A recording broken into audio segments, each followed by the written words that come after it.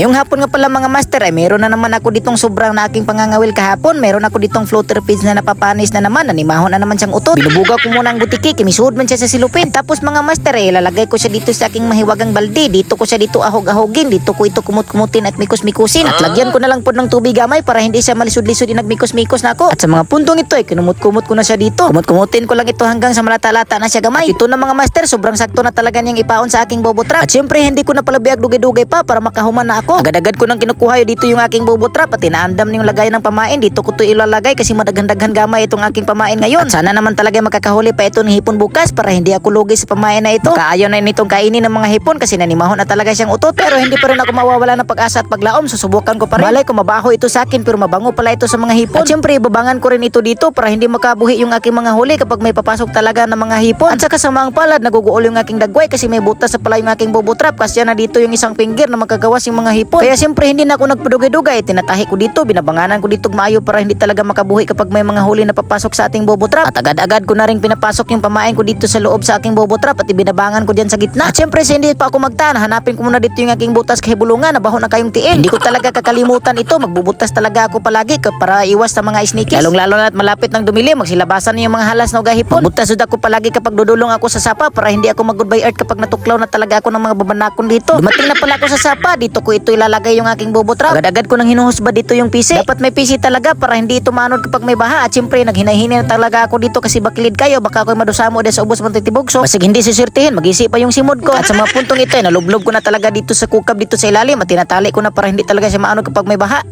At hindi na pinudugi-dugi mga master ay sumapit na yung good morning. Nakita ko pa yung kalabaw doon na naghinuktok talaga siya. Ano kayong problema niya? Kawawa naman at saka bumabaktas na ako dito papunta sa ating tinataan na bobo trap. At hindi na pinudugi-dugi-dugi. Umabot na ako dito. Yan yung tinataan. Naanod pa siya ng konti kasi malakas yung agos ng tubig. Umiisbog siya doon sa unahan gamay. Mabuti talaga hinuhuktan ko ng PC. Napakagamit talaga ng PC na ito. Siguro kapag hindi ko talaga ito tinatalian umabot na to ng ibang kalibutan. Ulagi tama ng satsat. At ito na mga master aalsahin ko na. Tatanawin na natin ang titingnan kung may huli ba talaga. At sa wakas mga master meron nga, hindi nga ako napapakya sa pamain ko kahit panis na. Sobrang lipay talaga ng aking dagway mga master kasi meron talagang laman. Siniguro na talaga na magkakaulam at makakasudan ako nito. Nagiluksuluksuan pa talaga sila sa sobrang napakapresko pa nila. Nagkamalisod talaga ako dito sa pagtangkal kasi nagkasilabod man yung isdang robot. Halos always present talaga ang isdang ito. At may isang hipon pa dito na gustong umiikyas. Pasensya na ha, hindi mo na kita papasailuin ngayon. Gajud na yung isdaan ni mo dyan yung makadaglangay. Grabe napakalisod talagang tangtangon ng isdang robot na ito. Maayo kayong madalag sa labot. At syempre sobrang lipay na naman ang aking dagway kasi sureball na naman itong mga ulam ngayon. Hindi ko talaga inakala na makakahuli pa yung aking ginamit na pamaon na grabe namang gusto kapanos. Sobrang napakapanis sa talaga para na talaga siyang utot nga nanimaho. Pero mabuti na lang ay nakakahuli pa ako ng ganito karami. Goods na ito pang ulam. Ikaw ngayon master na nanonood, kumakain ka rin ba ng ganitong klaseng lamang ilog? Napakasarap nitong asiman mga master. At baka umabot po kayo sa part nito mga master, pwede po ba akong manghingi kahit isa lamang share para malilipay na naman yung aking dagway? Salamat!